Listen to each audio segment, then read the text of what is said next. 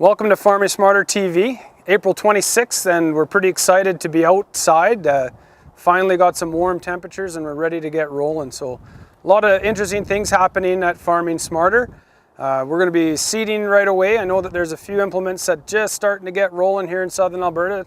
Actually a little bit late, but you know, if things stay good, we're hoping to get a lot of work done without too many interruptions. So today we've got multiple crews working on different things. The most interesting thing that I think that we have to share as far as news is concerned, we're very excited to have the opportunity to lease 140 acres of land right beside our current site here in Lethbridge, and that's just south of the Jail Road. And we're going to be calling that our NASA pivot now because it's leased from NASA Holdings. What's going on over on that piece of land right now is we're going to be using it as one of our variable rate fields that we're studying, and we currently have Jeff Bronch with Sunrise Ag running his Varus machine across the field so that we can get some mapping going on. And we've got our own EM38 borrowed from Alberta Agriculture, thanks to Deb Work and Rob Dunn for that. So we're getting that done as well, and then also getting some soil tests done. So we're going to compare the EM38 and the Varus, the maps that they generate and see how good they are at predicting soil texture.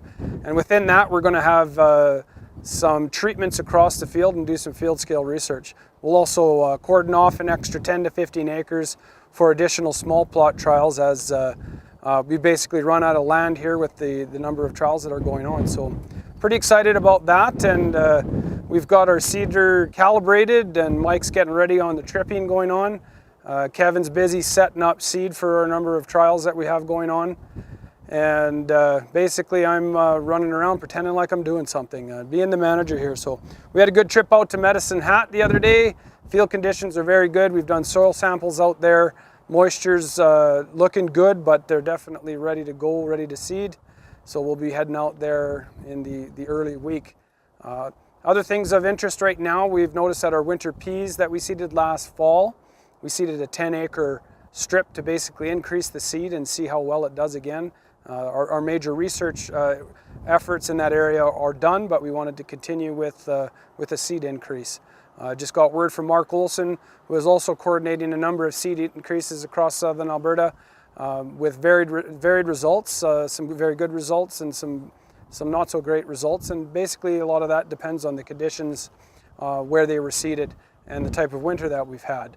Okay, so I've just dug up a winter pea plant here, April 26th, and I don't know if this is just coincidence, but we've got an earthworm hanging out around the base. You can see that there's been a little bit of frost damage, but winter pea is still nice and hardy this time of year, and it continues to grow out here. So taking a peek at the roots here. The fall that we put this into was pretty dry, so this actually didn't grow very much. It was just barely popping out of the ground, but now when everyone else is getting into the field, we've got a winter pea here that's already at the 2 to 3 node stage. When the other spring peas are going to be at this stage, this one will now be probably 8 to 10 inches tall. We'll have a really big jump on the spring peas, better weed competition, and just an overall, you know, first opportunity to get growing and when the weather's good to go.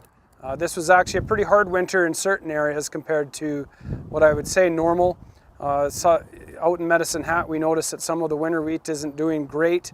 A lot of that had to do with the dry conditions in the fall and a lot of cold temperatures without any snow cover. So it'll be interesting to see how well things pull through. Lethbridge, though, I think we again are one of that little bit of a special area. We tend to have milder winters, and our winter wheat is actually looking really, really good. So we're putting down some applications of UAN, that's liquid nitrogen fertilizers on some of our trials, and we're getting ready to do some plant counts next spring. So anyways, we're busy in the fields and wish all of you the best of luck in getting your fields planted, and we hope to see you soon at our first crop walk that's going to be coming up at the end of May. Take care. All right, so here we are checking out some of our winter wheat trials, and this is still part of a big project being led by Dr. Brian Barris. This trial I think was originally started by Byron Irvine. Basically we're looking at what are the best types of stubble to seed winter wheat into. For instance, this is a pea stubble. You'll notice that there's not a lot of protection for the crop. Lethbridge, though, we tend to be well protected throughout the winters with the good warm winters and no issues with the winter wheat survival. We'll move down here. It's been seeded into barley stubble. Again, still looking not too bad, but more residue. Looks like it might have slowed down the crop growth a little bit, potentially when it was seeded on top of the stubble rows.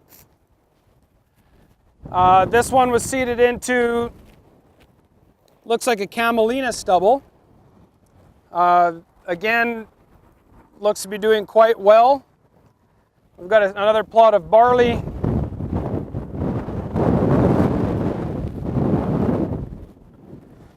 And then this one was seeded into canola stubble. So we're hoping to, take these to yield and take our biomass measurements and such and figure out, what's our best option for getting a good crop of winter wheat. This winter wheat trial was looking at a number of different herbicides, particularly looking at seed treatments or seeding rates, seed treatments and different herbicide combinations.